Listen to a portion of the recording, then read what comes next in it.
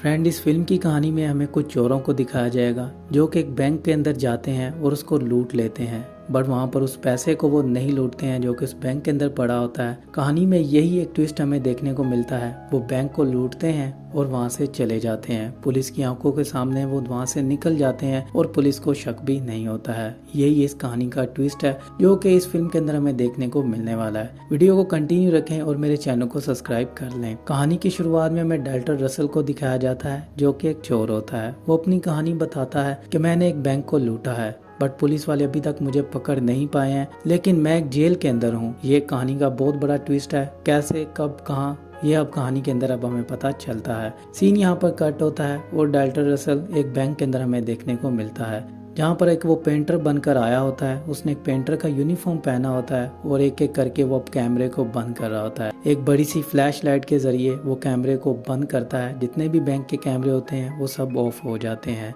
अब वहाँ पर डाल्टन रसल अपनी टीम को बुलाता है जहाँ पर उसके 3 लोग और आते हैं, जिनमें एक लड़की होती है, एक आदमी जो कि काफी ओल्ड एज होता है और एक लड़का होता है। वहाँ पर आकर वो सभी बैंक वालों को बंदी बना लेते हैं। वो सभी को बंदी बनाने के बाद वहाँ पर लॉक लगा देते हैं और बाहर एक पुलिस वाला आता है जो कि आकर देखता है कि बैंक के अंदर धुआं है। वो धुआं वहाँ पर जानबूझ के करते हैं ताकि पुलिस वालों को पता चल जाए और यहाँ पर सभी पुलिस इकट्ठी हो जाए। तो वहाँ पर वो पुलिस वाला बैकएंड पर सभी पुलिस वालों को बुलाता है और कहता है कि यहाँ पर एक बैंक को लूटा जा रहा है, जहाँ पर अंदर बहुत सारे लोग भी बंदी बन चुके हैं। अब अंदर की तरफ हमें दिखाया जाता है जहाँ पर डाल्टन रसल सभी बंदियों को कहता है कि अपने अपने कपड़े उतार डालो। वहाँ पर बहुत सारी औरतें भी होती हैं जो कि कुछ कपड़े उतारने से मना करती हैं, बट वहाँ पर डाल्टन रसल हमें बहुत ही बुरी तरह उनके साथ ट्रीट करता है, उन्हें मारता है। यहाँ पर उनकी बात मानने के लिए तैयार हो जाते हैं, सभी अपने कपड़े उतार देते हैं। यहाँ पर हमें एक अडल्ट सीन देखने को मिलता है। वहाँ पर डाल्टन पूरी प्लानिंग के साथ आया होता है और उन सबको वही सूट पहनाता है जो कि उन्होंने खुद पहने होते हैं, ताकि पुलिस जब अंदर आ भी जाए तो उनके ऊपर शक ना करे, उनको पता ही ना चले चोर कौन है। अब सब लोग वही सूट पहनकर बैठ जाते हैं और उनके मुंह के ऊपर वो मास्क डाल देते हैं। डाल्टन रसल अपना प्लान बनाते हुए नजर आता है और एक और रूम की तरफ जाता है जहाँ पर बहुत सारी पेपर्स हमें नजर आते हैं और बहुत सारे बॉक्स होते हैं। वहाँ पर आप कह सकते हैं बैंक की स्टेशनरी पड़ी होती है। डाल्टन रसल वहाँ पर जाता है और वहाँ पर खुदाई करना शुरू कर देता है। उसकी टीम वहाँ पर खुदाई करती है, एक बड़ा सा होल करना शुरू कर देती है। अब वो उनके भागने का रास्ता होता है, बट ये कहानी का एक ट्विस्ट होता है जो कि मैं आगे जाकर आपको बताऊंगा।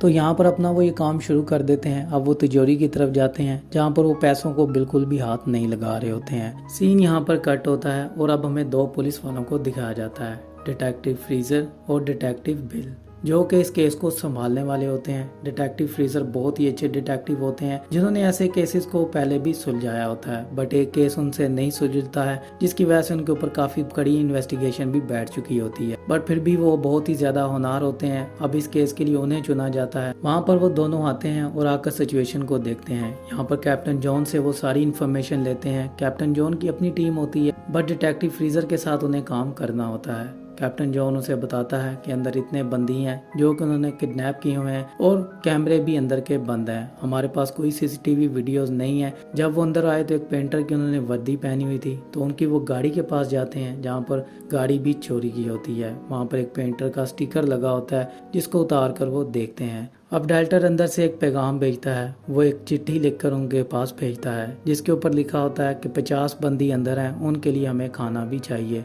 और यहाँ पर अपनी वो डिमांड्स नहीं बताता है, जबकि डिटेक्टिव फ्रीजर इस चीज़ का इंतज़ार कर रहा होता है कि जब तक वो अपनी डिमांड्स नहीं बताएंगे हम उनको कुछ भी नहीं कहेंगे और ना ही हमसे उनकी डिमांड्स के बारे में पूछेंगे। थोड़ी देर के बाद हम देखते हैं अब फ्रीजर को डिमांड कॉल भी आ जाती है। डाल्टन उसे कहता है कि मुझे एक हेलीकॉप्टर चाहिए और 2 बसें चाहिए। मैं जब यहाँ से बसों में बंदियों को लेकर जाऊंगा, अगर तुमने कुछ भी किया तो मेरे लोग उन बसों में बैठे हुए लोगों को मार डालेंगे। हम लोग उनके ऊपर एक बॉम्ब लगाएंगे जिससे दोनों बसों को उड़ा दिया जाएगा। अब वहाँ पर फ्रीजर से कहता है कि मैं तुम्हें हेलीकॉप्टर नहीं दे सकता हूँ, हाँ तुम्हें अगर 2 बसें चाहिए तो मैं तुम्हें उसका अरेंज करके दे सकता हूँ। वहाँ पर डाल्टन कहता है कि मैं तुमसे नेगोशिएशन करने के लिए नहीं कह रहा हूँ। तो वहाँ पर फ्रीजर से कहता है मैं कोशिश करता हूँ, तुम ऐसा कुछ भी नहीं करोगे। वहाँ पर अब वो कॉल को काट देता है। सीन यहाँ पर कट होता है और हमें ऑर्थर को दिखाया जाता है जो कि बैंक का ओनर होता है।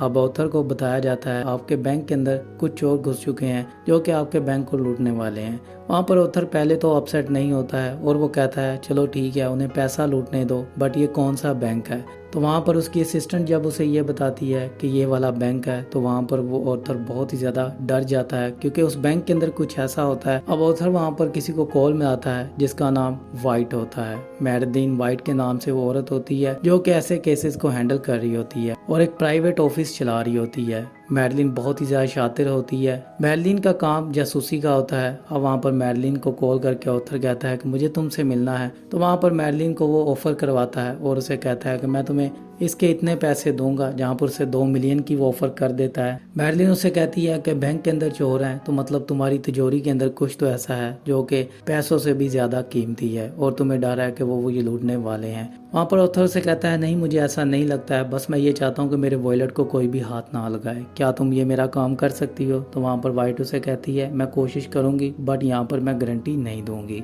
अब वहाँ पर वाइट अपने रिसोर्सेज को इस्तेमाल करती है और वहाँ पर मेयर से आकर बात करती है। मेयर के साथ उसकी बहुत अच्छी खासी बन रही होती है। मेयर के ऊपर उसके काफ़ी एहसान होते हैं। मेयर के कुछ काले धंधों को उसने इनलीगल से लीगल किया होता है, जिससे मेयर अब मजबूर हो जाता है उस केस में उसे डालने के लिए। मैडलिन उसे कहती है कि मेरे तुम पे काफ़ी एहसान है, तुम जानते हो कि मेरे पास कुछ ऐसा है जो पब्लिक के सामने आया। तो वहाँ पर मेयर उसकी बात मानता है और उसे डिटेक्टिव फ्रीजर के पास ले जाता है। डिटेक्टिव फ्रीजर उससे बात करता है और उसे कहता है कि ये मेरे केस में नहीं आ सकती है क्योंकि ये केस इनका नहीं है। यहाँ पर कोई भी प्राइवेट कंपनी आकर इस केस को नहीं ले सकती है। वो डिटेक्टिव फ्रीजर को खरीदने की कोशिश करते हैं और उसके पुराने केस के बारे में बात करते हैं जिसमें वो काफ़ी ज़्यादा फंस चुका होता है। अब डिटेक्टिव फ्रीजर के पास कोई ऑप्शन नहीं होता है और वो वाइट को अपने केस में शामिल कर लेता है। सीन यहाँ पर कट होता है और वाइट अब डेल्टन से बात करती है, जहाँ पर उसे वो कहती है कि मुझे तुमसे नेगोशिएशन करनी है, मैं तुम्हें कुछ ऑफर करना चाहती हूँ। डेल्टन कहता है हाँ हम बात कर सकते हैं। तो वो उसे अंदर की तरफ बुलाता है, जहाँ पर अब वाइट अंदर जाती है और उससे जाकर बात करती है। उसे वो 20 मिलियन देने का वादा करती है और उससे कहती है तुम अपने आप को पुलिस के हवाले कर दो और मैं तुम्हें कम से कम सजा दिलवाऊंगी, यही मेरी ऑफर है, अगर तुम्हें ऑफर लेनी है तो बताओ। वहाँ पर डेल्टन से कहता है मैं जानता हूँ तुम्हें किसने भेजा है। तो वहाँ पर डेल्टन से कहानी सुनाता है, उसे एक आदमी की कहानी बताता है। वर्ल्ड वार 2 के बाद एक आदमी जो कि अमेरिकन था, बेगुनाहों को धोखा दिया और उनको लूटने के बाद उसने एक बैंक बनाया और उसके बैंक में कुछ ऐसी चीजें हैं जो कि तुम्हें चाहिए या फिर वो तुम्हें यहाँ पर भेजता है ताकि तुम हमें रोको उन चीजों को लेने से। तो वहाँ पर वाइट चुप कर जाती है और उसे कहती है तुम्हारे पास ऐसा क्या है जिससे ऑथर को डर है। वहाँ पर वो उसे वो दस्तावेज दिखाता है जो कि अगर पब्लिक के सामने आ गए तो वहाँ पर ऑथर के सारे बैंक सील हो सकते हैं। बट कहानी में ये ट्विस्ट नहीं होता है, कहानी में कुछ और ही ट्विस्ट होता है जो कि हमें आगे जाकर पता चलता है। डेल्टर कुछ और ही उससे चाहता है, ये तो बस एक ब्लैक मेलिंग के लिए उसने दस्तावेज रखे होते हैं। वहाँ से वाइट बाइट की तरफ चली जाती है और फ्रीजर उसे कहता है मुझे सब कुछ बताओ जो कि तुम्हें बताना चाहिए। वाइट उसे कहती है कि मैंने उसे 20 मिलियन का ऑफर किया है क्योंकि अभी तक उसने बैंक नहीं लूटा है, तो इसलिए मैंने उसे यही ऑफर किया कि तुम्हारी कम से कम सजा होगी अगर तुम बाहर आ जाओ। बट वो मेरी बात मानने के लिए अभी तैयार नहीं है, तो मे भी वो मेरी बात मान ले। सीन यहाँ पर कट होता है और हमें डेल्टर को दिखाया जाता है जो कि अपना काम खुदाई का कर रहा होता है। वहाँ पर उसका खुदाई का काम 1 घंटे के बाद खत्म होने वाला होता है। अब डेल्टर हमें वो चीज़ दिखाता है जिसके लिए वो अंदर आया होता है।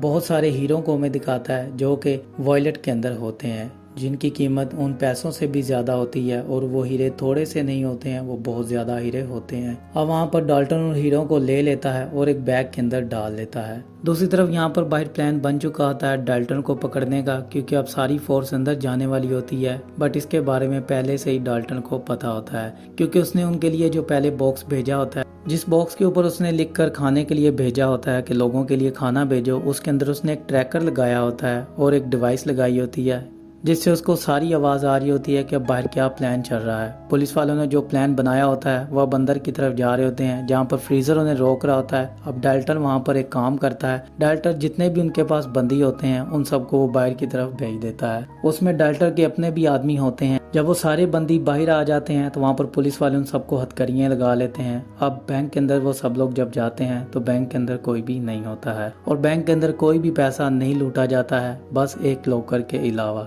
जो कि ऑथर का लॉकर होता है, उसको वो लूट चुके होते हैं। तो यहाँ पर जब पुलिस अंदर जाती है तो वो देखती है कि चोरों ने कुछ भी नहीं लूटा है। अब वो सबसे इन्वेस्टिगेशन करते हैं, जितने भी बंदी होते हैं उनसे वो पूछते हैं सभी लोगों के बारे में, जिनसे एक एक करके वो सब क्वेश्चन करते हैं, जहाँ पर किसी को भी कुछ नहीं पता होता है कि कौन बैंक लुटेरा था और किसने बैंक लूटा था, क्योंकि सब लोगों ने अपने चेहरे पर मास्क डाले हुए थे। जहाँ पर वो सभी की पिक्चर एक दूसरे को दिखाते हैं, बट किसी को किसी के ऊपर भी शक नहीं होता है। अब फ्रीजर बहुत ही बुरी तरह स्टक हो जाता है, क्योंकि उसे समझ नहीं आ रहा होता है कि आखिरकार चोर कौन है और वो किस पर केस फाइल करे। केस पूरी तरह क्लोज हो चुका होता है, क्योंकि केस में कुछ भी ऐसा नहीं होता है, क्योंकि वो लूट कर ही कुछ नहीं गए होते हैं। वहाँ पर वो चोर भी उन्हें नहीं मिल रहे होते हैं। यहाँ पर फ्रीजर कहता है कि मुझे समझ में नहीं आ रहा, और वो रिकॉर्ड्स को देखना शुरू कर देता है। अब वहाँ पर वाइट भी बहुत ज़्यादा खुश होती है, क्योंकि वाइट का प्लान कामयाब हो चुका होता है। वाइट को ये लगता है कि वो नेगोशिएशन करने वाला है, वो किसी भी दिन उस दस्तावेज को लाकर दे देगा। बट वाइट को एक चीज़ समझ में आती है कि अब वो दस्तावेज भी नहीं दे रहा है, इसका मतलब है कि बैंक के अंदर कुछ और भी था, उस वॉलेट के अंदर कुछ ऐसा था जो कि